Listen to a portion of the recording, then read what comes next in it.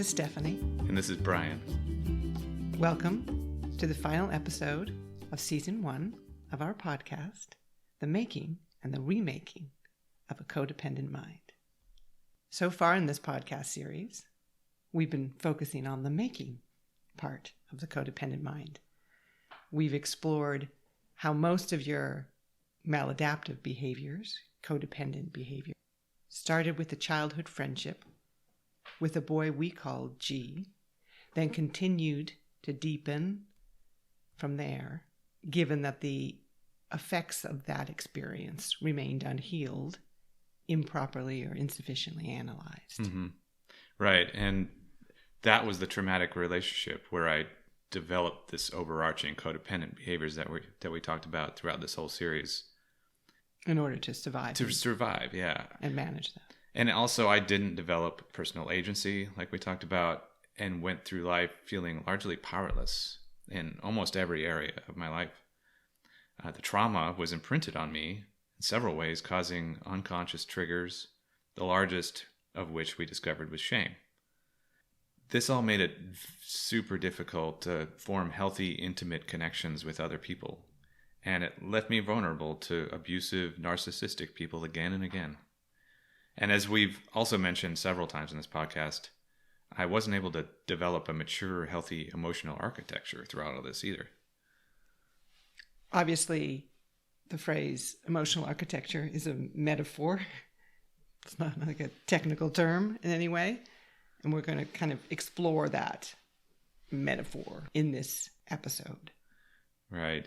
Yeah, so at the very root, I often saw emotions as unsafe and something that needed to be avoided as long as I just somehow felt that they were bad in any way.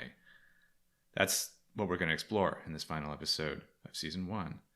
This is the subject of emotional dysregulation or emotional immaturity, and how combined with the other maladaptive behaviors made it extremely difficult for me to even just begin to heal and start living this life that I'm very proud to say I'm living now. So we're using the word emotional immaturity. Immaturity has a kind of pejorative sense, though, in that it's often used as an insult. You're immature. Mm-hmm, right, yeah. We want to try to avoid that sense. We're using it as kind of a synonym for underdeveloped or undeveloped.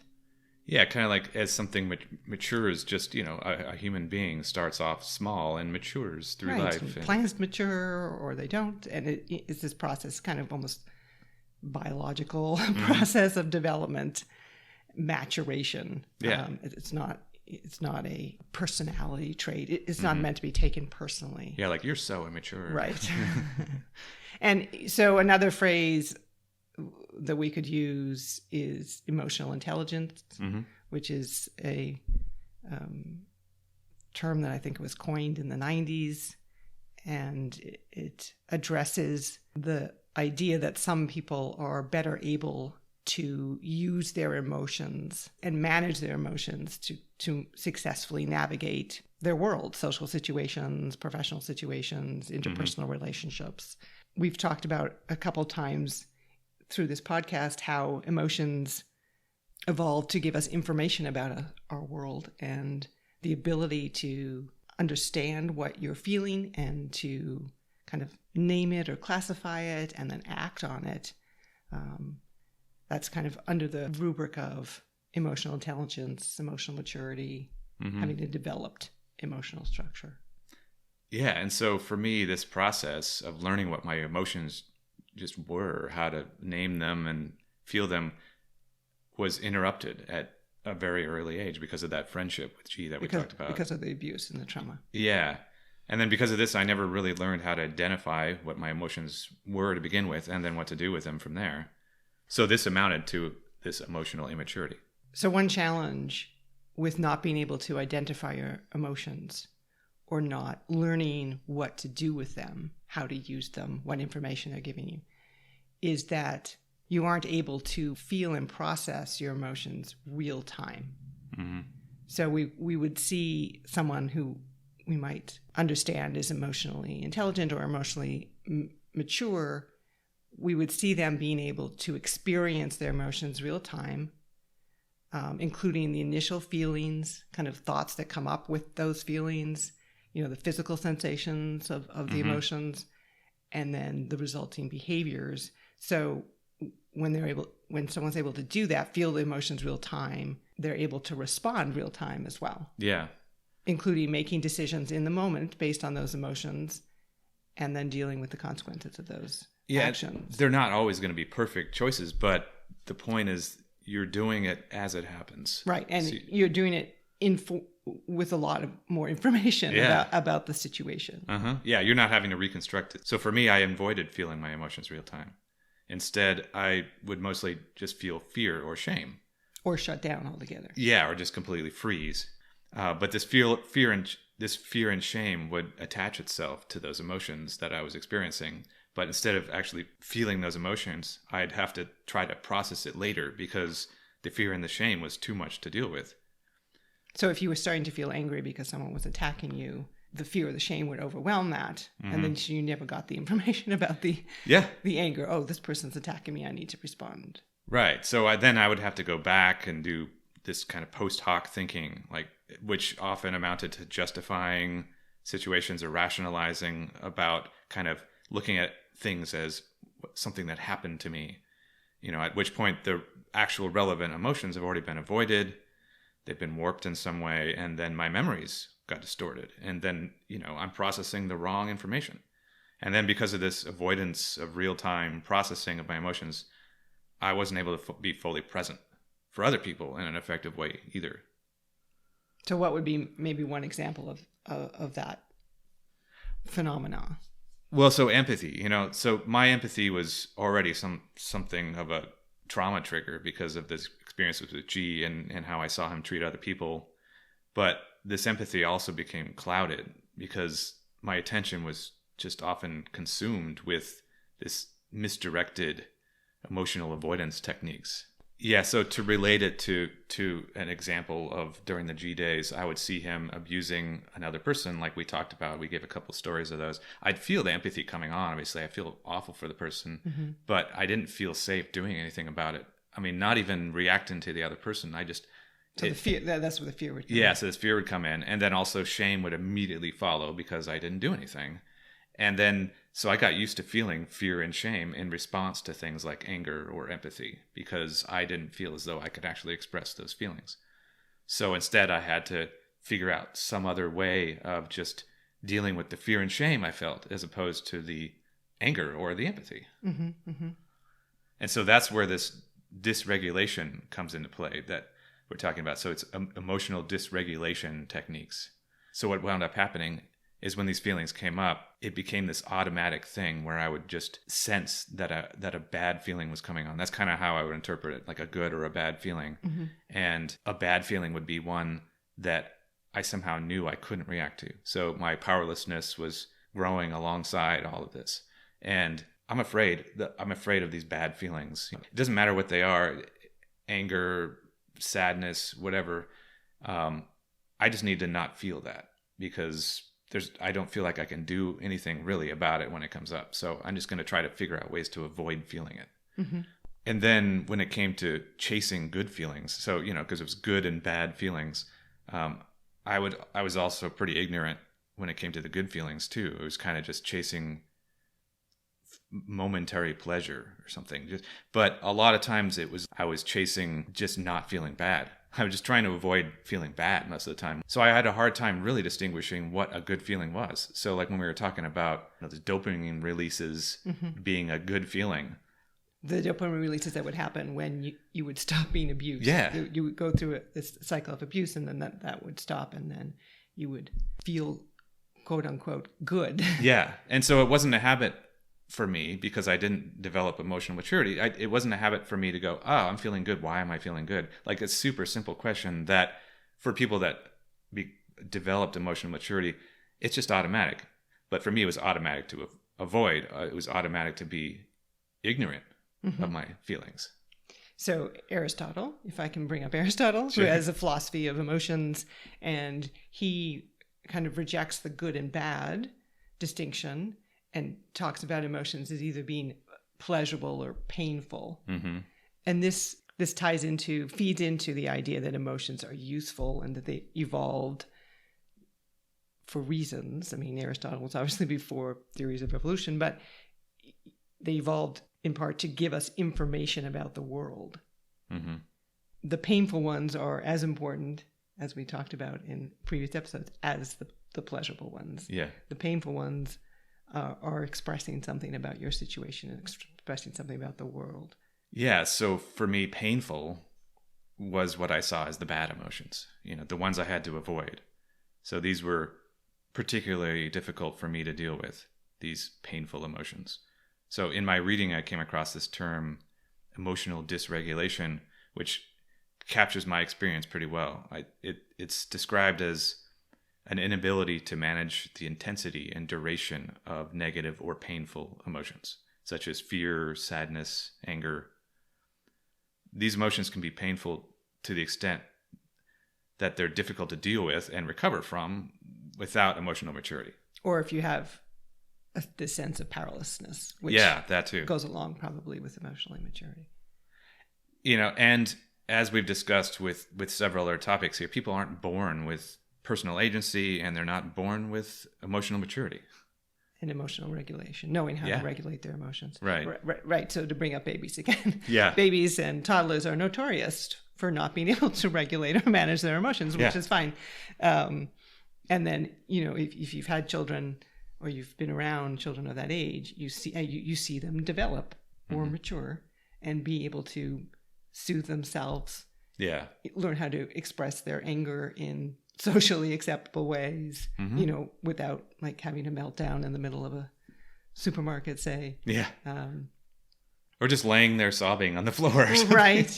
Yeah. They're better able to deal with their sadness. They're able to see these things while still painful as things, as emotions that can be managed, that they themselves develop an increasing capacity to do so. Mm-hmm. Yeah, I mean these are learned through experience and also from other people, just observations, people teaching you. But for me, feeling and expressing my emotions was unsafe because of that friendship with G. And then also what we mentioned in an episode about how my dad kind of modeled emotional immaturity with the way he got angry all the time. And the way he handled his anger and frustration and... Yeah, it was clearly... Or mishandled it. Yes, mishandled, exactly, yeah. And then trauma, especially if this happens in childhood, and the resulting trauma responses make emotional regulation super difficult too, because you're going into this flight or freeze mode. So experiencing trauma and other interruptions to the emotional development process can lead to so many different types of emotional and behavioral problems down the road. In some cases, people wind up externalizing it, and they become abusive themselves. So like R and J, the two romantic partnerships we talked about before, I knew some things about their history, but not much. They didn't share that much stuff with me, probably for the reason why they, used my information against me. I don't know. Because, they were narcissists. It was highly curated. Yes, exactly. Right. It would make them look weak or something. But I heard enough to go, oh yeah, these people used to call me stupid, whatever. Like there was plenty of evidence. And so they chose the path of externalization, being, I'm going to be abusive. I'm going to cut other people to the chase. Mm-hmm. But then in my case, I went kind of the opposite route, which is called internalization. So I turned it all inwards. And then this would lead to all these problems like crippling shame, self-esteem issues, the powerlessness we talk about, the lack of agency. And then this kind of constant struggle to control my emotions, but just within my own head. And then leading to all these kind of resulting feelings like isolation and loneliness, anxiety, depression, all that kind of stuff. There are a number of ways to be emotionally dysregulated. Mm-hmm. And this externalizing, which seems to be the path that narcissists and other abusive people take, where they essentially refuse to take any responsibility themselves for managing their emotions and just decide to dump it on other people. And then you're describing more a process where you internalize it. You try to manage your emotion, but you just did not have the capacity to do so. Yeah, it was just too messy. Like with the fear and the shame attached to everything, it was just kind of too scary, so I couldn't do it real time. Instead, I had to come up with techniques, I guess, to figure out what to do with the emotions, and usually after the fact. So this is where the emotional dysregulation comes in. So it's the actions I took, so both internally and externally, to just attempt to control my emotions. But in my case, it was maladaptive. Because it wasn't effective in helping you navigate your world. In fact, it did the opposite. It put you into situations and caused you to get stuck in situations that were damaging to you. Mm-hmm. Yeah, I mean, that's the maladaptive part. Yeah, exactly. Like I could get lucky every now and then, but for the most part, since I'm not doing it real time, there's a lot of room for error there. Mm-hmm. And so most of the time, since also I'm feeling these overwhelming feelings of powerlessness and shame, I'm just trying to kind of mute the feelings. Mostly, it's just like, okay. So that was one strategy. Yeah, I freeze. Then afterwards, I go, man, I'm still feeling shame about this. Mm-hmm. I'm not consciously, obviously, but then I need to figure out just how to feel better. I need to kind of pacify myself. And so one of the earliest techniques, and really probably the one I use the most damaging of the techniques, is called compartmentalization. Mm-hmm. That's a term, it's a defense mechanism. So where they're mentally separating conflicting thoughts or emotions or experiences, mostly pretty much to avoid cognitive dissonance.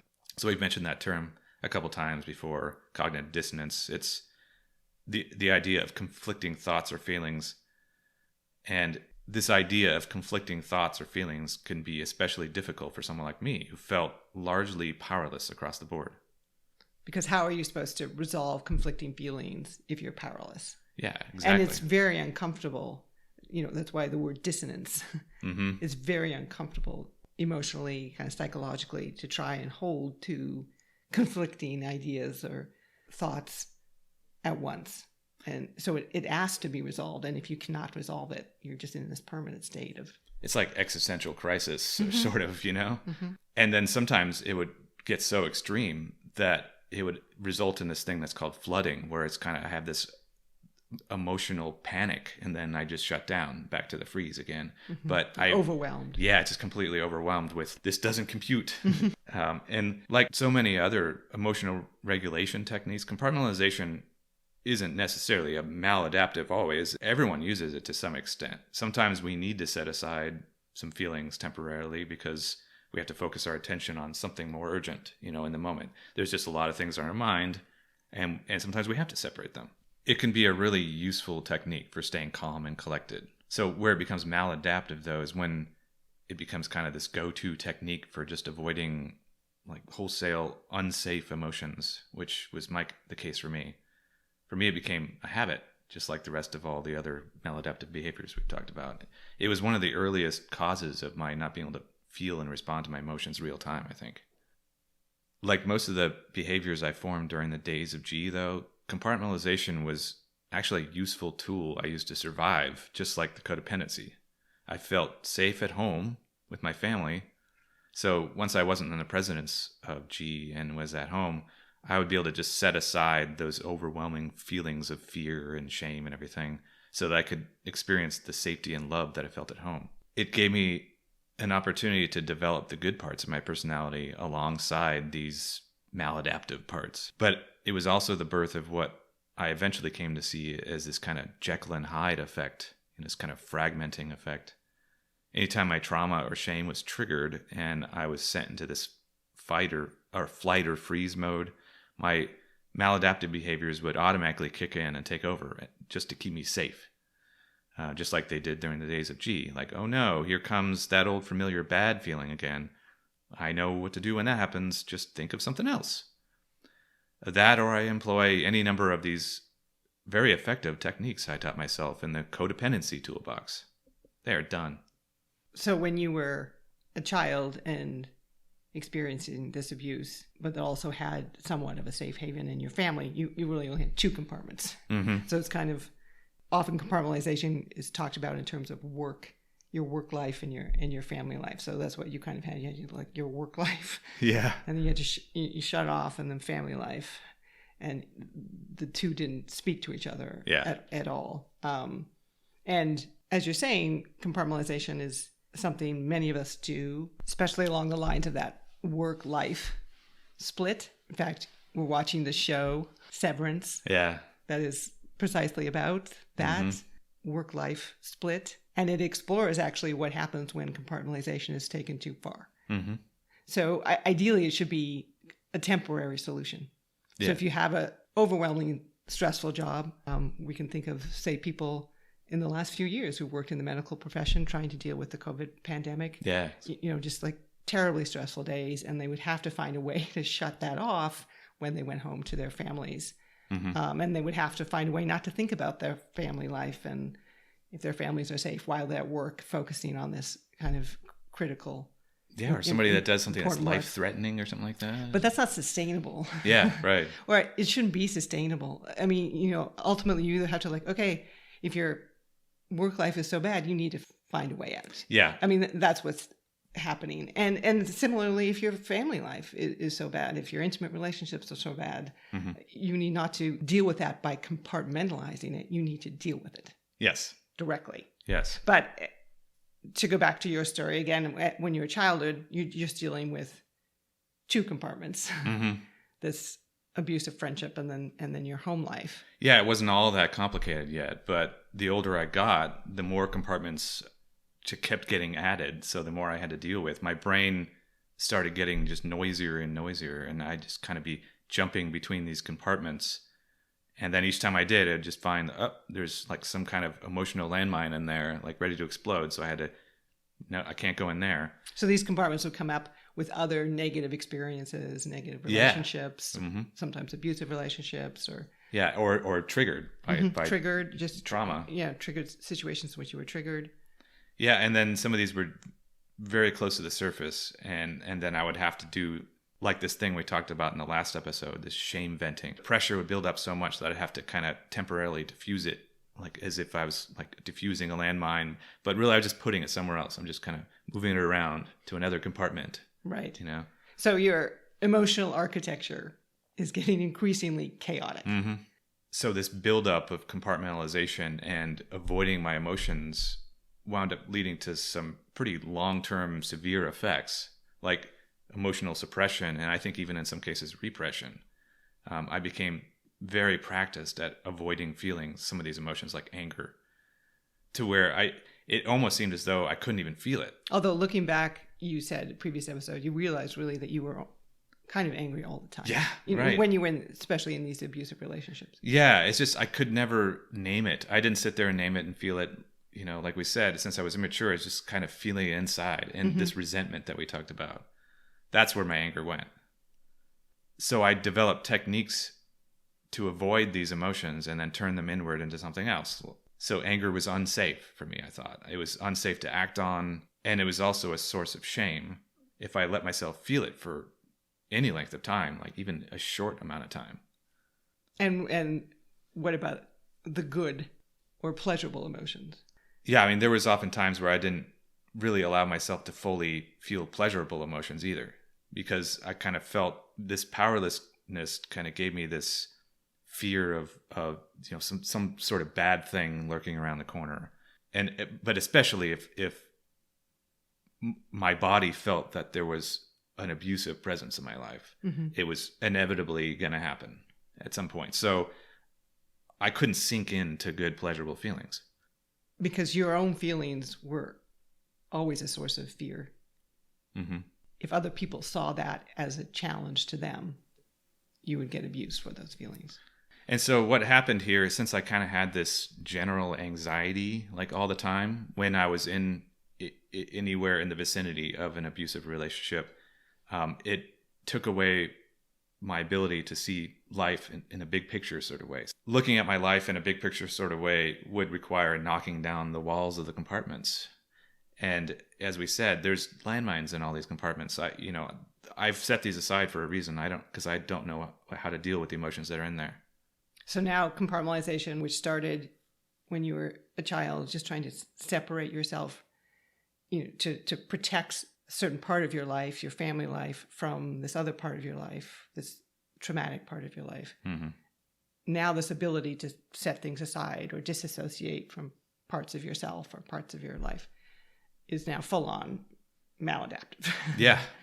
So I developed this habit of being able to identify where a train of thought was going. I somehow knew if I let a certain train of thought go on too long, or what might happen if I allowed myself to feel certain emotions for too long, would lead to something bad. So as long as I was able to be present enough during a pleasurable experience, like say if there weren't any trauma triggers or other influences that brought about these behaviors, these negative behaviors that we've talked about, I could actually manage to feel these things for a stretch of time, like love or happiness, the way I do now, because I can go back and identify the emotions, which is something we'll get into in the next season. You know, to kind of retroactively place emotions and go, yes, I'm feeling love now. I know I was feeling it then. It felt the same. But if something did trigger my trauma, that presence would be interrupted. Now I had to deal with the trauma. And this took away a lot of emotional resources when that would happen. So again and again, my emotional resources would be sucked right back into this codependent damage control mode. So again, it was chaos. Mm-hmm. I mean, compartmentalization makes it sound like it was, that it's very ordered. Yeah, These little nice little boxes. It's not. It's No. a chaotic environment. Mm-hmm. It's like you're in the middle of a war zone all the time. Yeah. So you never have the opportunity to, as you say, look at the big pictures, to step up and say, let's take the war zone analogy. Am I winning? Yeah, right. This war? Should I change my tactics? Like, what, Is this even worth it? Is this, yeah, what, all you're just doing is you're on the ground trying to survive. Yeah. And you have no sense of kind of the larger picture of your life. Mm-hmm. Yeah, and then I have no idea that I'm using these tactics. I don't know I'm compartmentalizing. It's just, I just think I'm going through life. I think I'm doing my best, and I don't know any better. And since I can't really read other people, since my empathy is clouded, it's difficult to even begin to know what's wrong. Why am I feeling anxious? Why does this keep happening? Why do I keep winding up with abusive people, all these kind of things? Like, I'm not even really even thinking about that.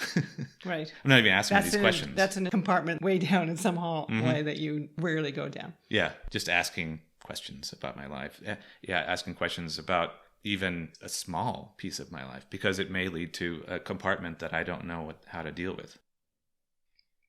To recap, the development of your emotional regulatory system was interrupted by abuse and trauma. So you are not able to develop a mature way of feeling, identifying, and managing your emotions. Mm-hmm. You didn't externalize them and become abusive. You had internal ways of dealing with them, like we've talked about. Muting them, freezing and disassociating, and compartmentalizing them. Mm-hmm. So really the powerlessness that we talked about last episode, where you felt you had no control of your life, your external life, your situations, who you were with, what you did with your day, that extended to your internal life as well. Exactly. It felt unsafe for me to feel and express my emotions, since they mostly just led to fear and shame. The abuse and the trauma instilled in me this pervasive sense of powerlessness and a lack of emotional maturity. So then from there came the behaviors, both interpersonal and internal. There were codependent behaviors that I learned to deal with the abusive friend, and then use that repeatedly from there forward. And there were the emotional dysregulated behaviors to deal with the cognitive dissonance in my head, the fear and the shame that came from the trauma triggers and the abuse brought on by the other people that I was directing these codependent behaviors towards.